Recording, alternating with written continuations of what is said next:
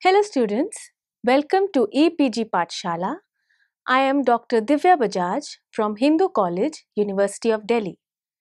Today we are going to discuss about the module Principles and Applications of Cross-Reactivity, Precipitation, Agglutination and SPR from the paper Immunology.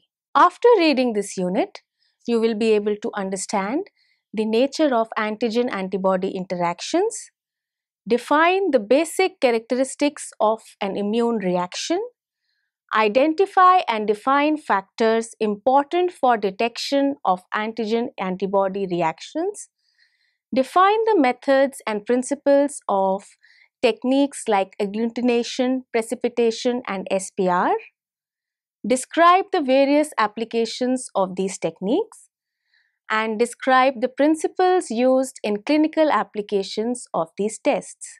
Starting with the nature of antigen-antibody reactions, we have the lock and key concept. An antibody molecule comprises of the Fab portion, where the active site consists of hypervariable regions of the heavy and light chains. The antigenic determinant resides in a cleft formed by the active site of the immunoglobulin molecule, as indicated by X-ray crystallography studies. Thus, the antigen-antibody interactions can be simulated by a key, which is the antigen. It fits into a lock, which is the antibody. It is characterized by formation of non-covalent bonds. The binding of an antibody and antigen is highly specific and involves weak and reversible non-covalent interactions comprising mainly of van der Waals forces, electrostatic forces, hydrogen bonding and hydrophobic forces. The antigen combines to the antibody at the active site by non-covalent bonds. Multiple bond formations ensure that the antigen will bind tightly to the antibody. Antigen-antibody interaction is reversible in nature. The antigen-antibody complexes are strengthened by non-covalent bonds, thus making their nature reversible. Talking about affinity and avidity of the antigen-antibody interaction. Affinity is the intensity of the reaction between an antigenic determinant and active site on the antibody molecule, defining affinity of that antibody. Affinity is the equilibrium constant characteristic of antigen-antibody interaction. It is the sum of attractive and repulsive forces between the antigenic determinant and the active site of a specific antibody. Most antibodies have extremely high affinity and specificity for their antigens. The avidity amounts to total strength by which an antigen binds to multiple antigenic determinants and multivalent antibodies. Avidity is affected by the valence of the antibody as well as that of the antigen and is therefore more than the sum of individual affinities. Hence, affinity is the strength of binding between a single antigenic determinant and its corresponding individual antibody combining site, whereas avidity refers to the overall strength of binding between multivalent antigens and antibodies. Specificity and cross-reactivity. Specificity is defined as the ability of a particular antibody active site to recognize and interact with only a single antigenic determinant, or the ability of a population of antibody molecules to react with only a single antigen. Antigen-antibody reactions possess extremely high degree of specificity. Antibodies are capable of discriminating between the primary structure of an antigen, isomeric forms of an antigen, secondary and tertiary structure of an antigen, hence being extremely specific. Cross-reactivity, on the other hand, is the capability of a particular antibody active site to react with more than a single antigenic determinant or that of a population of antibody molecules to react with multiple antigens. Cross reactions are multispecific interactions arising due to sharing of an epitope by a cross-reacting antigen and the immunizing antigen, or because the epitope is structurally similar to one on the immunizing antigen. Factors affecting measurement of antigen-antibody reactions. Antigen-antibody complexes are formed under specific conditions of temperature and pH. A number of factors influence the detection of these complexes, like affinity. Higher affinity of the antibody for the antigen ensures a stable reaction between the two, thus facilitating the detection of the complex formed. Next, it depends upon avidity. Interaction between multivalent antigens and multivalent antibodies are very stable, aiding in their detection. Next is antigen to antibody ratio. The formation of antigen-antibody complexes is related to the concentration of the antigen and antibody. Therefore, its detection is directly dependent on the ratio in which they are present at a particular instance. Lastly, it depends upon the physical form of the antigen. The physical form of the antigen plays an important role in detection of its interaction with an antibody. Particulate antigens result in agglutination on reaction with an antibody. However, precipitation of the antigen would occur in case it is soluble in nature when large insoluble antigen-antibody complexes are formed. This slide describes the process of agglutination. The word agglutination comes from the Latin agglutinare, meaning to glue, referring to clumping of substances. Agglutination is defined as the visible clumping of a particular antigen when mixed with antibodies specific for it, in the presence of electrolytes at an appropriate temperature and pH. Antibodies are capable of binding multiple antigen molecules, linking them to create a large lattice-like complex which is visible to the naked eye. Antibodies that generate such reactions are called agglutinins. All antibodies can theoretically agglutinate particulate antigens, but IgM, due to its high valence, is particularly a good agglutinin. Large antigens with multiple epitopes easily adhere to particles such as animal cells or bacteria when combined with specific antibodies, resulting in cross-linking. The process of agglutination involves two basic steps, the first being sensitization and the second lattice formation.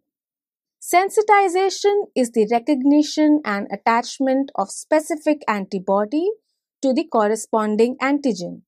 Temperature, pH, and time of incubation influence this reaction. A lattice is formed by cross-linking between the sensitized particles. This figure demonstrates the process of agglutination where a pentavalent immunoglobulin IgM is shown to interact and bind with multiple antigenic epitopes shown in color orange on the surface of bacterial cells, causing clumping or agglutination reaction. This slide demonstrates agglutination reaction in ABO blood typing. The serum of individuals would contain different types of antigens on surface of RBCs and corresponding antibodies to these antigens. The red blood cells from individuals of different blood groups are shown in this table. We can see that a person with blood group A has red blood cells demonstrating no antigen on the surface. A person with blood group A, for example, has antigens of type A on the surface of the RBC and so on. So, if serum from individuals of a particular type of antibody is introduced into a person with a particular type of blood group, reaction between antigen molecules on the surface of RBCs and the antibodies would occur, resulting in agglutination. The table here describes several combinations which are clearly seen. Instances where agglutination occurs and instances where agglutination does not occur. This slide demonstrates hemagglutination. Hemagglutination reactions involve agglutination reactions involving erythrocytes. These reactions are used in blood typing, diagnosis of certain diseases, and identification of certain viruses. Blood typing tests with the ABO antigens involve mixing of the RBCs on a slide with the antisera to the antigens A or B. If the corresponding antigen is present on the cells, agglutination results in the form of visible clumping on the slide. Identification of the antigens present on donor and recipient RBCs is the fundamental principle for matching blood types for transfusions. The figure shows red blood cells interacting with viruses to produce a clumping reaction which is clearly visible for all the sets. Now coming to what Coombs test means. When erythrocytes interact with antibodies, agglutination may not always result. This could be due to deviation from antigen-antibody ratio from its optimal concentration or due to zeta potential on the erythrocytes preventing cross-linking of cells. In order to detect the non-agglutinating antibodies on erythrocytes, a second antibody directed against the antibody attached to their respective epitopes on erythrocyte is added. This anti-immunoglobulin can now cross-link the erythrocytes and result in agglutination. This test is known as the Coombs test or anti-immunoglobulin test. The Coombs test is based on two important facts. 1. Antibodies of one species are immunogenic when injected into the other species, leading to production of anti-immunoglobulins. Second, many anti-immunoglobulins bind with an antigenic determinant present on the Fc portion of the antibody and leave the Fab portions free to react with antigens. This slide shows the process of precipitation. Precipitation reactions in fluids yield a precipitin curve. When a constant amount of antibody is taken in a series of tubes and increasing amounts of antigen is added to these, variable amounts of precipitates form, resulting in a quantitative reaction. Initially, this method was used to determine the amount of antigen or antibody present in a particular sample. After precipitation, the tubes are centrifuged to pellet the precipitate, and the amount of precipitate is measured on removing the supernatant. The amount of precipitate, when plotted against increasing antigen concentration, yields a precipitin curve. Excess of either antibody or antigen interferes with maximal precipitation. Hence, formation of an insoluble antigen-antibody complex occurs within a narrow optimal concentration range, known as the zone of equivalence. This zone represents the condition under which antigen-antibody complexes formed are sufficiently large to be precipitated. At equivalence, a large multimolecular complex is formed which increases in size and precipitates out of solution.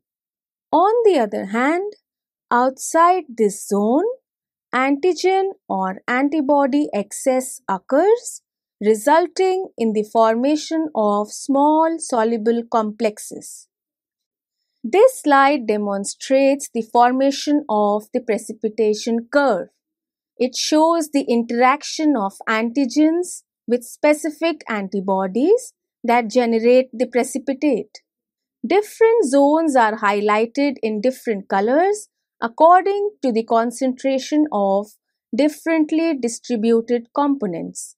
We can see that the antibody in precipitate is shown on the x-axis and the antigen added in increasing concentration is shown on the y-axis. The zone of equivalence is shown in blue and it represents the maximal optimal concentration of antigen in antibody interaction. The precipitin curve is shown in red. Coming to the technique radial immunodiffusion.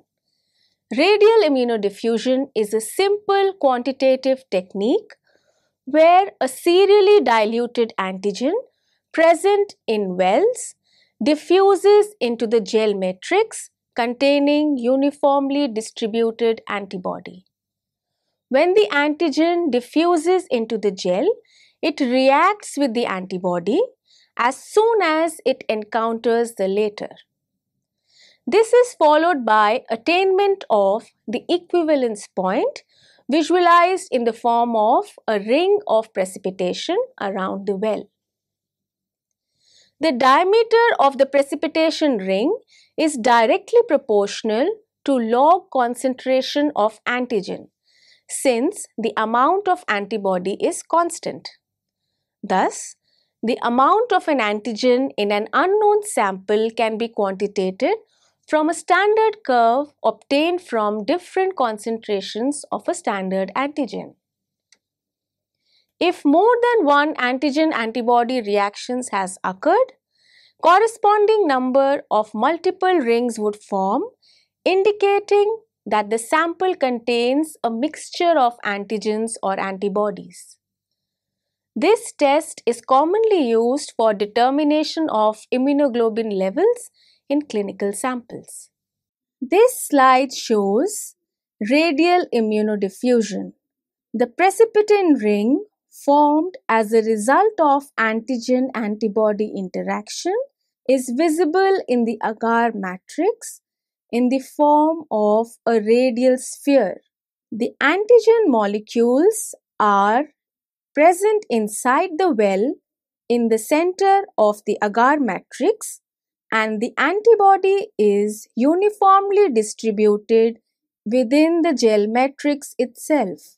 The antigen molecules migrate radially and as they migrate, they interact with the antibody molecules to form antigen-antibody complexes and the precipitate ring is formed at the optimal concentration.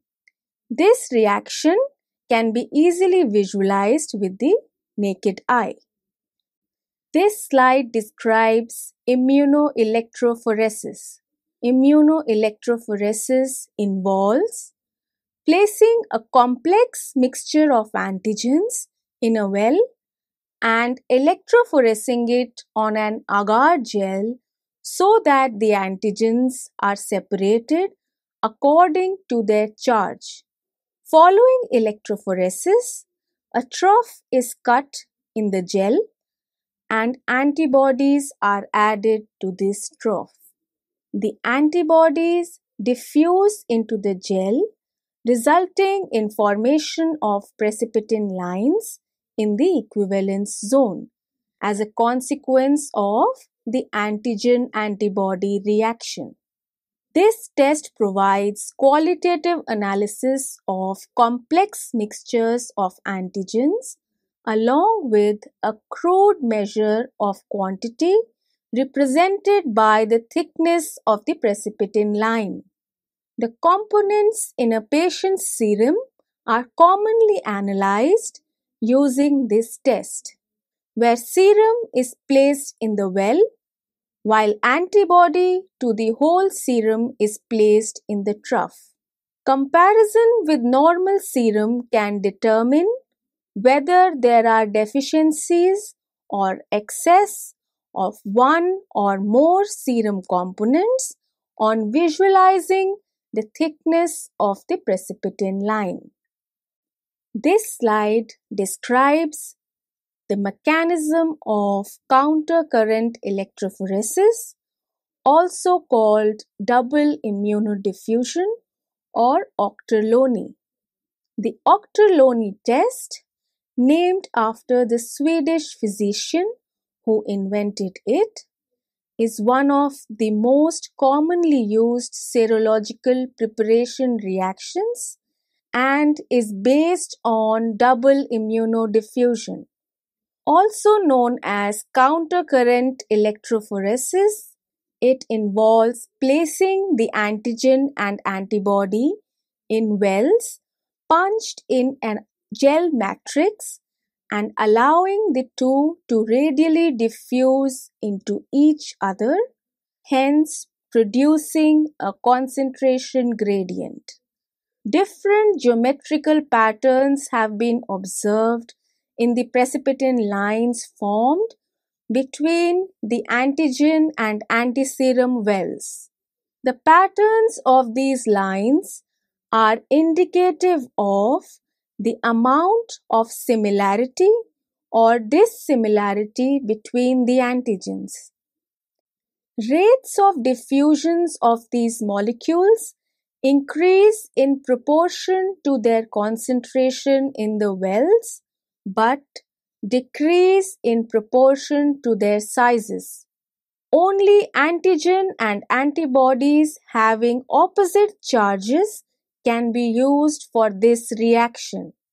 This test is primarily quantitative, although semi-quantitative analysis can be performed by analyzing the thickness of the line.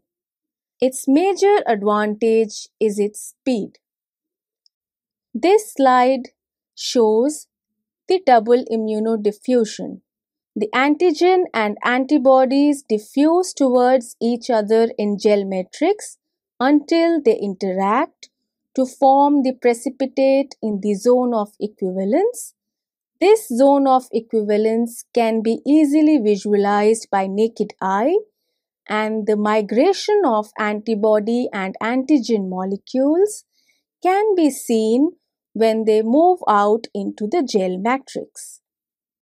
This slide shows the different types of precipitin lines formed as a result of the Auchterlonie test. Different patterns are produced when different types of antigen-antibody interact in the gel matrix. We can see a curve-like precipitin line when the antigen-antibody molecules are identical.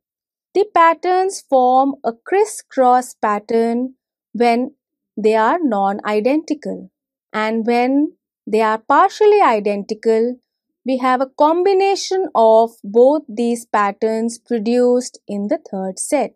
Coming to the technique surface plasmon resonance or SPR. SPR is a non-invasive optical technique that involves label-free means of real-time tracking of binding of an injected analyte into an immobilized biomolecule. Analyte binding leads to a subsequent increase in mass, and therefore proportional increase in refractive index is observed as a shift in the resonance angle. The SPR procedure involves a flow injection comprising the analyte of interest dissolved in a buffer, traversing the sensic surface to network with the immobilized biomolecule. SPR transducers operate by a prism coupling incident light onto an optical substrate coated with semi-transparent noble metals like gold. Total internal reflection occurs at this surface such that all of the light is reflected while none is refracted above a certain incidence angle. First, TIR should occur at the interface until the incident angle drops to the critical angle at which a fraction of the light is refracted across the interface. At the point of reflection at the interface, a standing wave would penetrate the exit medium to the order of 1/4 of the incident light wavelength. This slide demonstrates the mechanism of the technique surface plasmon resonance or SPR. The basic principle of the technique is highlighted in this diagram. Coupling of the incident light with the surface plasmons affects the intensity of the reflected light and the patterns are analyzed. Figure A over here shows the light source which is incident on the sensing surface which is coated in this case with the metal gold. The optical detector captures the reflected light and the patterns of intensity produced are then analyzed. The binding of an analyte molecule leads to increase in mass and proportional increase refractive index is observed as a shift in the resonance angle. So students, let us summarize what we have learned in this module. The antigen-antibody interactions depend upon 4 types of non-covalent interactions like hydrogen bonds, ionic bonds, hydrophobic interactions and van der Waals interactions. Cross reactions are multispecific interactions arising due to either sharing of an epitope by a cross-reacting antigen and an immunizing antigen, or because the epitope is structurally similar to one on the immunizing antigen.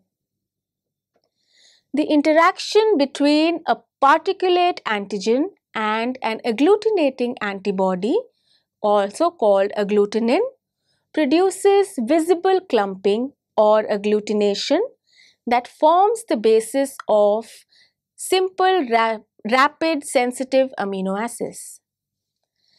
The interaction of a soluble antigen and a precipitating antibody in liquid or gel medium forms an antigen-antibody precipitate. Electrophoresis can be combined with precipitation in gels in a technique called immunoelectrophoresis. Precipitation reactions are based on the interaction of antibodies and antigens, 2 soluble reactants that combine resulting into one insoluble product, the precipitate. These reactions involve formations of lattices or cross links. SPR is a non-invasive optical phenomenon that allows label-free means of observing interactions occurring during binding of an injected analyte into an immobilized biomolecule in real time. Thank you.